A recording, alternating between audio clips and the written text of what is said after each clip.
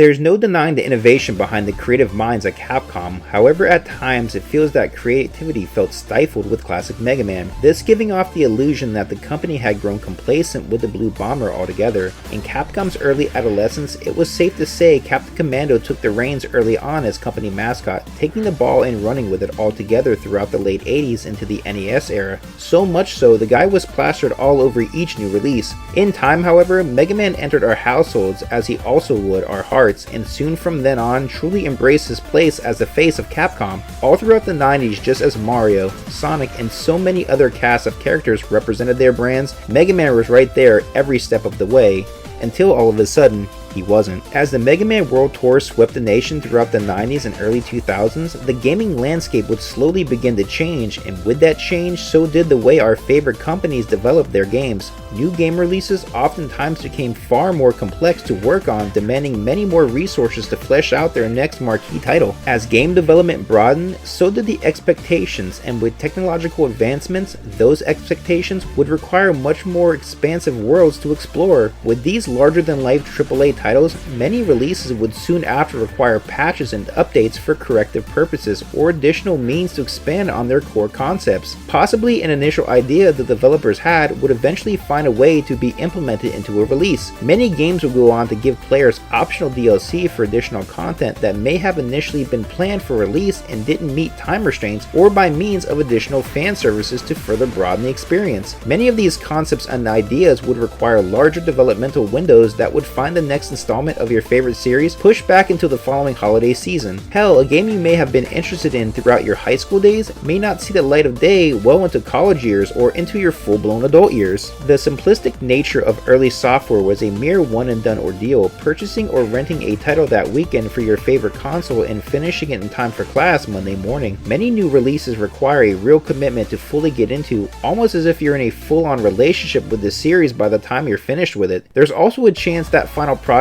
still could come out unfinished or broken altogether. At times, many of these factors can be very alarming for fans of a series. This new Renaissance period grew exponentially, and the technological shifts crept up so quickly on software teams that at times, new hardware alone could be extremely overwhelming for developers and crippling to work on. As game development shifted directions into this new era, so with it a new generation of developers. Many new studios would emerge, and subsidiaries would be essential for big companies to have the manpower to work on new IPs. In fact, after the release of Mega Man 9 and 10, it was pretty impressive that many of the core members of the early Capcom team were still involved. That is, until Inafune would eventually part ways with Capcom entirely. As Capcom would cater to a wider consumer audience, Inafune had his own vision for classic gaming, and more specifically, Mega Man. Unhappy with the current state of the gaming industry, he would rebuild the Blue Bomber altogether in his own vision, and thus Mighty No. 9 would be born. A product of Inafune's own technological genius, as any great mad scientist would. In time, Inafune's vision would become a reality, but the fate of that reality itself will be saved for another video. Nonetheless, time would indeed pass, and with the departure of Inafune, the fate of classic Mega Man was truly left in the hands of only Mega Man theorists. Much speculation surrounding the departure of Inafune ran rampant, and his name would oftentimes be a point of interest for the disappearance of the Mega Man franchise, giving into this notion that Capcom was leaving the Mega Man series on hiatus. Yet, as Mighty No. 9 began to show kinks in his armor, or should I say circuitry, a window of opportunity opened just long enough for classic Mega Man to find a way back for another resurgence to give this new Mighty No. 9 a run for his money. Yet with many fans disappointed with Inafune's attempts at the classic formula, would fans even accept a new installment of classic Mega Man, especially with a new team behind it? Well, with that said, we have officially made it to the 11th mainline installment in the classic Mega Man series, and by the looks of things, we have a lot of ground to cover. To celebrate the 30th anniversary of the Blue Bomber, Capcom felt it was the right time to revive the classic series along with re-releasing many of its previous titles. In order to do so, however, Capcom would have to leave our hero's fate in the hand of an all-new cast. For the very first time, Koni Oda would take the director's seat, shedding some new light on the disappearance of our Blue Bomber. The loss of Keiji Inafune would undoubtedly play a large role in the long-running hiatus of Mega Man. The new team would go on to state, there was a huge hesitation for anyone to step up and become the new Mega Man guy. That is, however, until until Otis stepped up to the plate, and if I do say so myself, really knocked it out of the park. Moving forward, the first task at hand for our new team was deciding the artistic direction for Mega Man 11. Initially, the team would pull resources from the Mega Man archives, taking the previous stage entries throughout the series and give them graphical overhauls for testing purposes. This time around, the team deviated from capitalizing on nostalgia altogether. This idea was for Mega Man to not only make a true return to form, but widely improve on the classic formula. With the gears in motion, Mega Man 11 would officially go into development, giving us a fresh perspective on our hero's journey. With brand new 3D polygonal models alongside beautifully hand-drawn environments displayed in a 2.5D run-and-gun aesthetic, the Capcom team wanted newcomers of the series to not only enjoy the classic Mega Man experience, but also be able to understand the long-running history a bit easier. They accomplished this by granting fans a true origin story, taking us back to the wonder years of Dr. Light and Dr. Wily while the two men attended the Robot Institute of Technology. This story would shed some new light on the two scientists' conflicting ideologies, leading to their eventual fallout. To be quite honest, this was done very well and gave many long-running fans of the series some much overdue clarity on the events that transpired between the two. Too bad it only took 11 games for them to finally do so. So just how would this heated rivalry unfold? Well, in order to figure that out, we would now need to take a trip back to where it all began. Our story opens in a fever dream from the past where we are greeted to a youthful Dr. Light and Dr. Wily attending the Robot Institute of Technology, where our two up-and-coming scientists would be locked up in a heated exchange. A debate takes place across the committee, with one end favoring advancements in Dr. Light's research of robots with independent thoughts, and on the other end Dr. Wily's research of his newly crafted double gear system, pushing robots to their very limits by maximizing output. Wily objects to Light's ideologies on artificial AI and believes robots should be used to benefit mankind in a very specific way.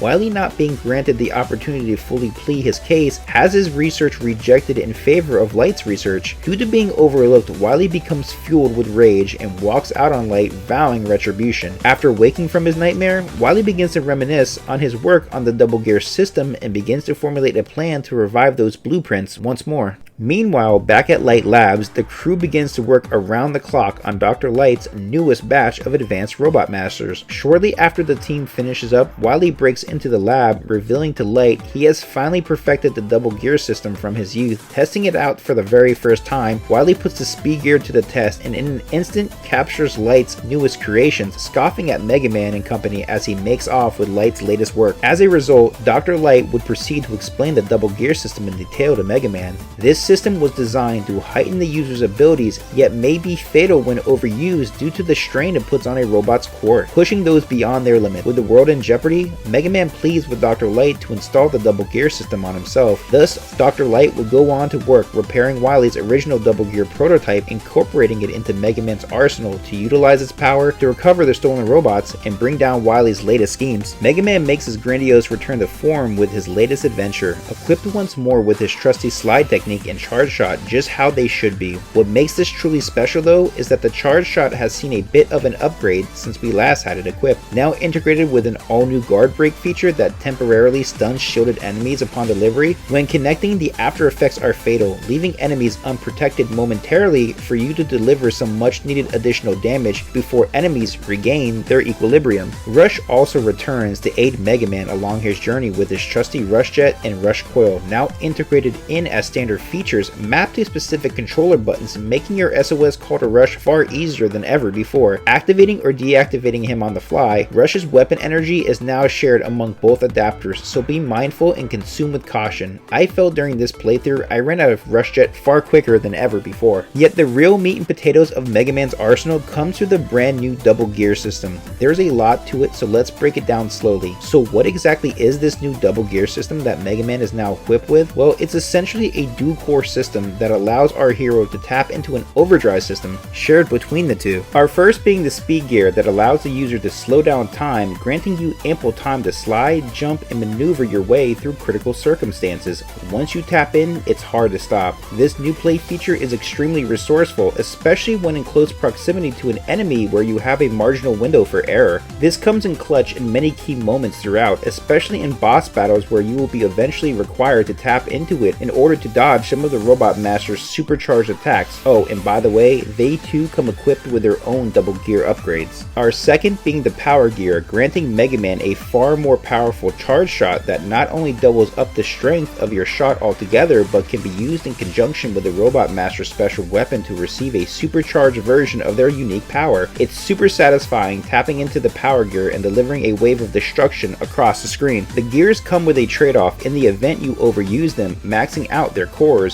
When this occurs, Mega Man begins to overheat as shown by the gear gauge that builds the longer it's used. The gauge will eventually begin to cool down while out of use, but if you do max out the system, be prepared to have to wait until you fully recover from the overheating. As you become more accustomed to using the double gear system, you will instinctively begin to use them in short bursts, alternating back and forth between the speed gear and the power gear. Once you master it, there's nothing quite like it. Now, there is one more technique the double gear system is capable of, which may in fact be the sole reasoning behind the committee deciding against Wily's invention altogether. As your energy drops to a critical low, you have the capability to tap into the double gear technique that activates during Mega Man's fight or flight response. You begin to tap into both the speed and power gears at once that would make Neo from the Matrix proud to see in action. You will speed up while additionally delivering devastating waves of damage for a brief period of time, blindsiding your opponent. You may also incorporate your special weapon in as well, so try giving it a shot yourself, but be warned, by tapping into the double gear system technique, Mega Man will be extremely vulnerable for quite some time after leaving him defenseless while his system attempts to recover from the severity endured. Yet as you become more familiar with the double gear system, you begin to understand where the game truly shines. It's a brilliant design and really gives Mega Man 11 a sense of originality and distinct identity, setting it apart from the rest of the series. Things, however, don't stop there. It appears Light's been busy since our time away from all these years, because we have a whole ass department store full of goodies at our disposal this time around. So let's take a quick peek at a few of these new quality of life improvements. There's so much available here that even seasoned veterans will be appreciative of the new stock, making this overall experience that much more enjoyable. Many of these items appear as you progress by completing stages or reaching achievements. Some are even endgame items altogether that makes replaying through Mega Man 11 that much sweeter. Providing all these extra support items is a fantastic way to give your players options, which is something I strongly stand by. As long as a player isn't forced or restricted from using items or techniques completely, then I'm totally okay with more options at your disposal. Having these at your fingertips truly enhances the play experience, and with that said, let's take a closer look into a few new essentials I would recommend for this playthrough. If you are going to buy anything in the shop, do yourself a favor and pick up the Power Shield. This is going to vastly lower the amount of knockback you will receive when taking damage. Now pair that with the Shock Absorber that will negate additional recoil when firing off your Mega Buster, and you'll be saving yourself a ton of time attempting to travel those tight platforming segments late into the game. If you don't feel you need it, then let me know how that Wily Stage 1 goes for you a couple hours from now. Trust me,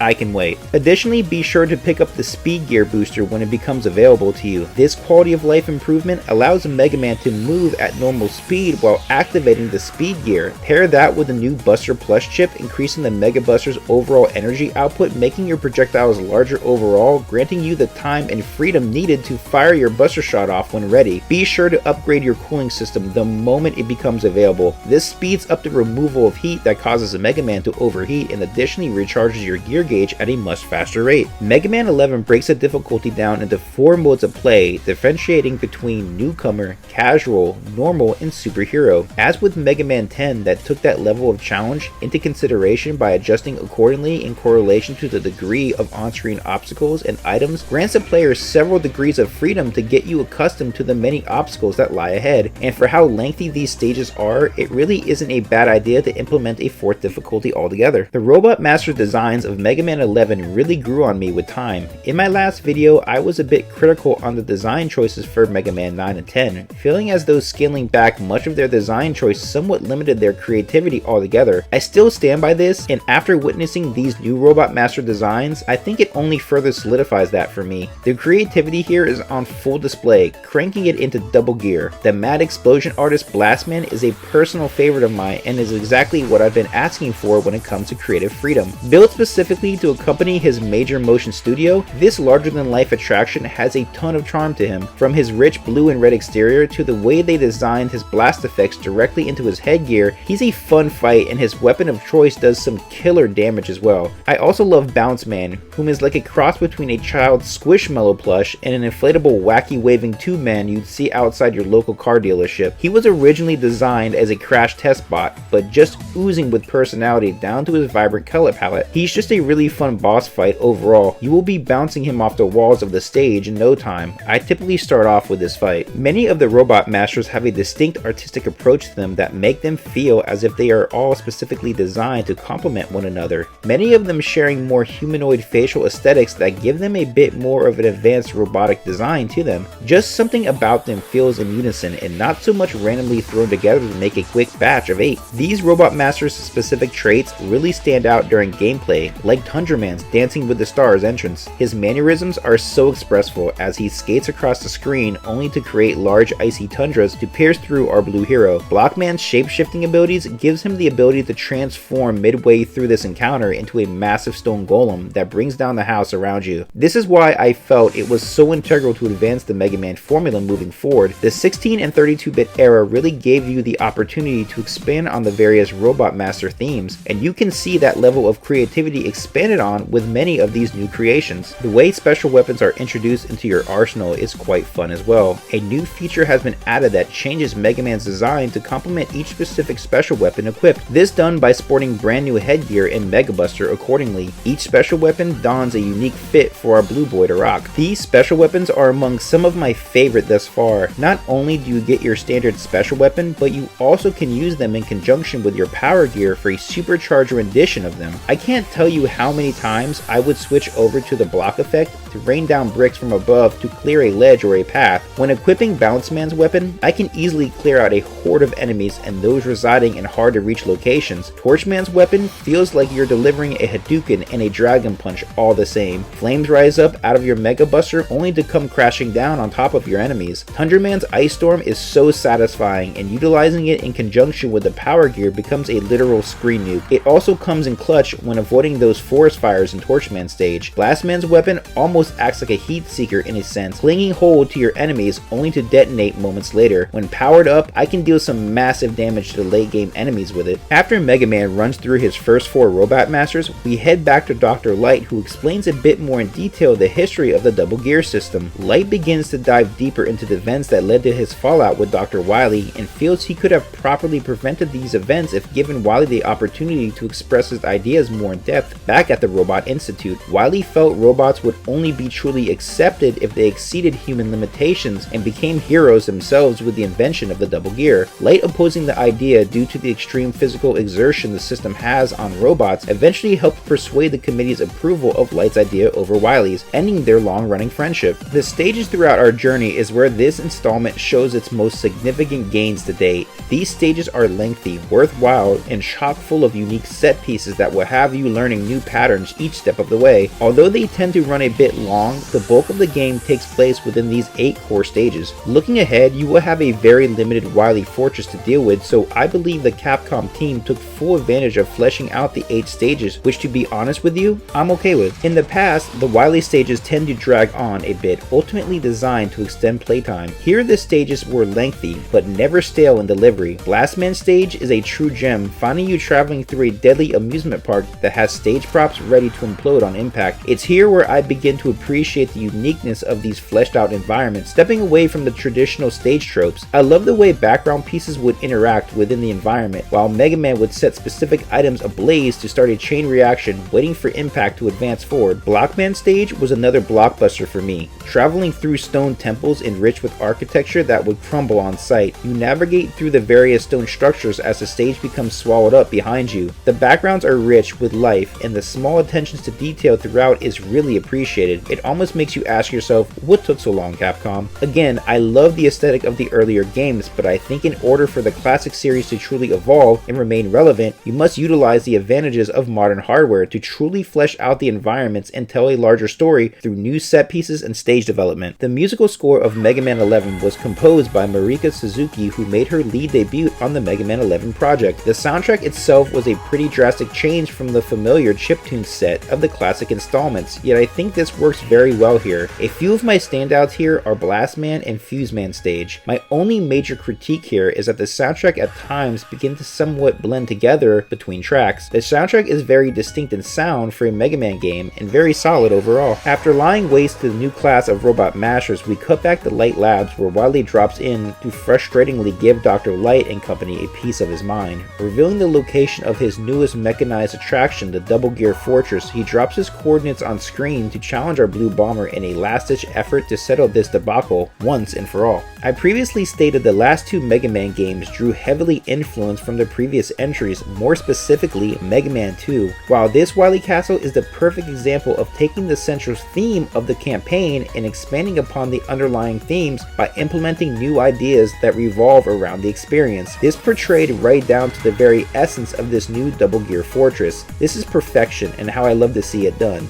The tiny attention to detail is what sets it apart, right down to the winding and grinding of the fortress gears that power the internal framework poking out around the cold exterior. This castle design is becoming one of my favorite the more I look at it. As we descend down upon the metallic courtyard, Mega Man must find a way to sneak his way in. As you travel across the mechanized exterior, you are greeted to one of the hardest opening Wily stages in some time. This stage will truly put everything you learned thus far to the test. Each jump feels more enduring than the next as you travel across the winding gears of Wily's fortress. Going with and against the pull of the castle gear system, you will be planning 3 jumps ahead while dodging a barrage of projectiles raining from all directions. As much as I can sit here and just marvel at the creatively crafted backgrounds, I still have to keep my reflexes in check, slowing down and speeding up navigation throughout from gear to gear. You must strategically choose your enemy sub-weapon to clear the paths ahead for safe travels. You'll get creative with each playthrough attempt in order to progress, and as you climb your way to the fortress entrance, a familiar face will appear to permit you from entering.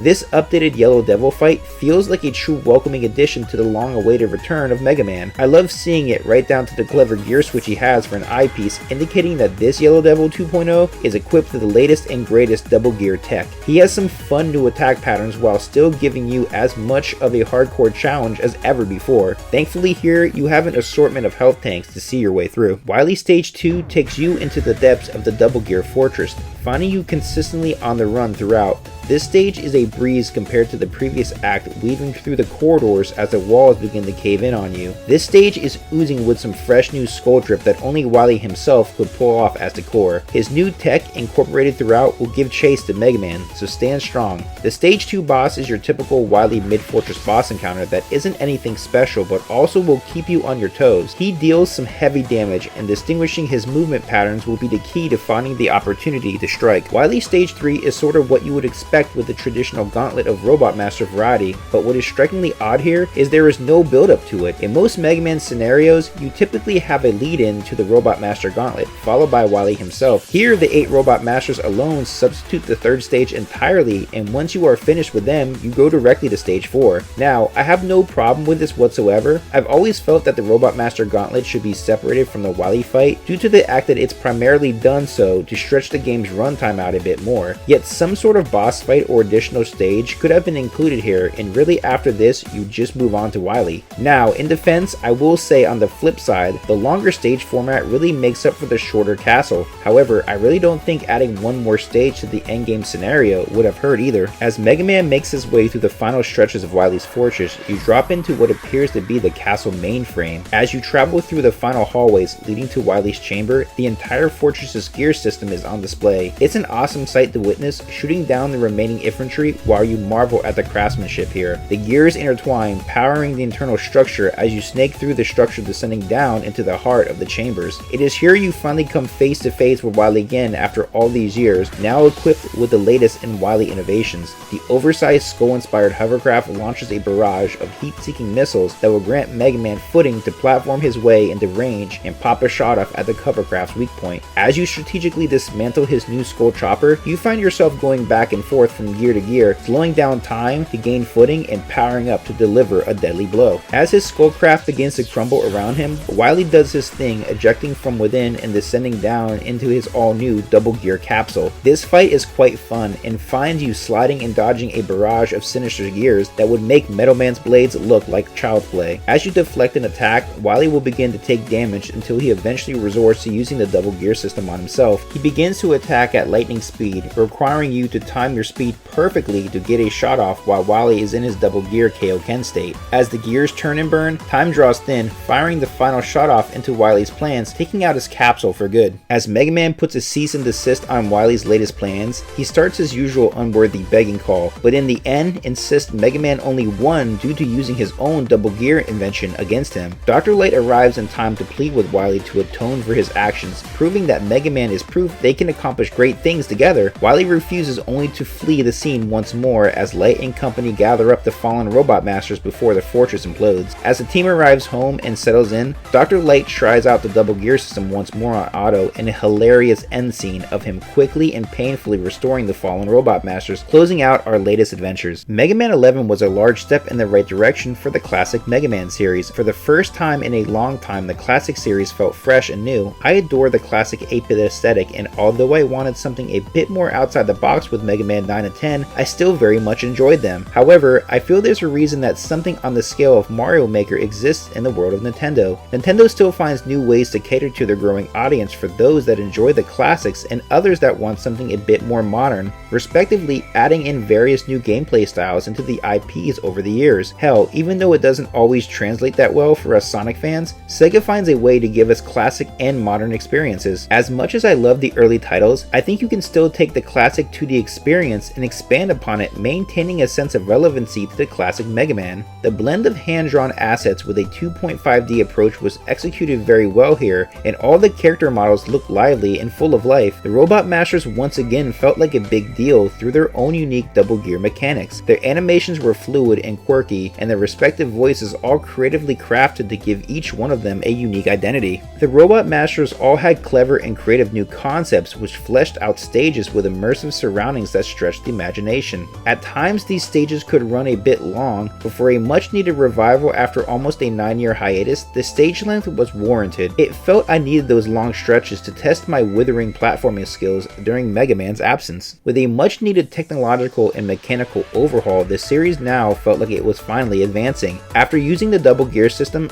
I can't envision Mega Man without it going forward. The double gear system just fits so comfortably, it feels so naturally to pull off. I could easily lock in the speed gear just at the perfect time to slide under an enemy fire, only to switch off and hit my power gear in succession to deliver a devastating blow on the come up. This just felt so satisfying to execute, and in many cases gave me a taste of Mega Man's strategy I wasn't accustomed to. After using the power gear with the enemy skills, I was handing out ass whoopings to hordes of enemies with the flick of a switch. In a perfect universe, Capcom would absolutely benefit from bringing back different incarnations of the Blue Bomber, especially the likes of the Legend series and the X series. You absolutely have the audience for a mainline 2D and 3D Mega Man experience. With Capcom attempting to bring back many forgotten IPs as of late, means of various community surveys and posts connecting directly with their fanbase, there is life in the Mega Man universe, whether that be through means of classic Mega Man, Mega Man X, or perhaps a new iteration of Mega Man altogether. We will just have to wait and see. With Mega Man 11 coming to a close, my very first Mega Man marathon officially ends. I would like to say sooner than later to all of you, thank you. Thank you so much for making this special for me. To be honest with you, I did not expect to receive this level of support for my videos. Many of you taking time to give me feedback, whether that be by added fun facts you would share with me, or just your takeaways from the video. I'm learning each step of the way, and I know I have a lot I need to improve on, but just by talking with many of you, it's given me a reason to continue to make these, and for that, I can't appreciate you guys enough. With that being said, I have many more classic Mega Man titles to review, and we'll be looking at the Game Boy titles and the Mega Man and base games when I return to the series. I even have some Let's Plays I need to release along the way. However, for the next marathon, I'll be reviewing another hero from my youth that introduced me to levels of speed unmatched. When we return, we'll be drop dashing our way into our second marathon with Sonic the Hedgehog.